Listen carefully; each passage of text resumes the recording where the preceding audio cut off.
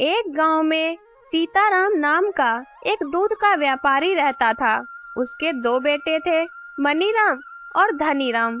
एक दिन सीताराम ने अपने दोनों बेटों को बुलाया और कहा, देखो बच्चों, अब मैं बूढ़ा हो गया हूँ, ज्यादा दिन तक जीवित नहीं रह पाऊंगा।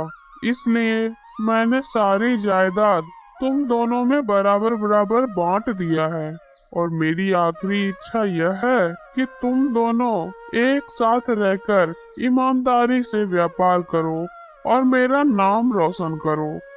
कुछ ही दिनों में सीताराम की मृत्यु हो गई। सीताराम के मरने के बाद धनीराम मनीराम से कहता है, भैया, मैं अब शहर जाकर अपना खुद का व्यापार करना चाहता हूँ। भाई, क्या तुम्हें पिताजी की आखिरी इच्छा याद नहीं? उन्होंने हमें साथ रहकर ईमानदारी से व्यापार करने को कहा है। आप कौन सी दुनिया में जी रहे हैं भाई? मरने वाले की इच्छा पूरी करने के लिए हम अपना भविष्य तो खराब नहीं कर सकते। मनीराम के काफी समझाने के बाद भी धनीराम नहीं माना और अपने हिस्से की संपत्ति बेचकर शहर चला गया और अपना व्यापार करने लगा। मनीराम गांव में ही रह गया। 10 साल बीत गए। धनीराम अब करोड़ों में कमाने लगा।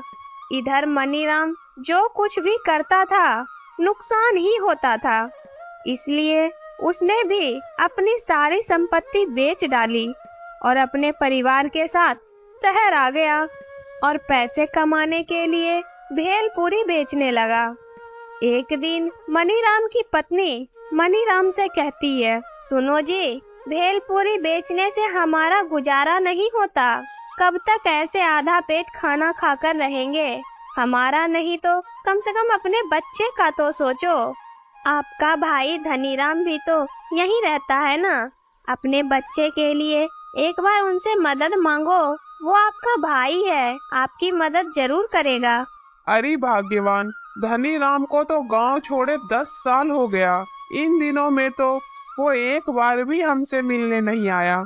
मुझे नहीं लगता वो हमारी मदद करेगा। हम अपनी जिंदगी जी लेंगे। कल धनीराम का जन्मदिन है। मैंने उसके लिए लड्डू बनाए हैं। आप जाकर उसे लड्डू दे दीजिए और कुछ मदद मांग लीजिए। तुम कहती हो तो मैं उसे लड्डू जरूर दूंगा, लेकिन मदद नहीं मांगूंगा। अगले दिन मनीराम लड्डू लेकर धनीराम के पास गया और काफी देर तक दरवाजे पर खड़ा रहा। तब एक नौकर आया और बोला, साहब आपको बुला रहे हैं। मनीराम अंदर गया। भैया आप, मैंने दूर से देखा तो सोचा कोई भिखारी है।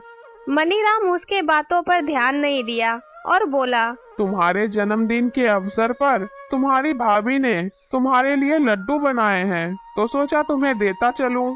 आप लोग जिस हाल में हैं उसकी जानकारी मुझे मिलती रहती है। अगर मैं भी पिताजी की इच्छा के बारे में सोचते हुए काम करता तो आज मेरी भी यही हालत होती। मैं पागल नहीं हूँ जो ये ना जानूं कि आप मुझे ढूंढते हुए इतनी दूर क्यों आए हैं। और आप तो जानते ही हैं मैं बिना फायदे का कोई काम नहीं करता। सच में भाई, मैं दिल से तुम्हें सिर्फ ये लड्डू देने आया था। ऐसा कहकर मनीराम ने लड्डू वहां रखा और घर चला गया। कुछ दिन बीत गया। एक दिन धनीराम के बेटे का एक्सीडेंट हो गया। डॉक्टर ने धनीराम को खून का इंतजाम करने को कहा। तब धनीराम ने पैसों से भरा एक बैग लिया और मनीराम के झोपड़ी पर जा पहुंचा और वहां जाकर बोला, तुम्हें देखकर लगता है सचमुच तुम्हें पैसों की बहुत जरूरत है। ये लो, सूटकेस भर के पैसे हैं।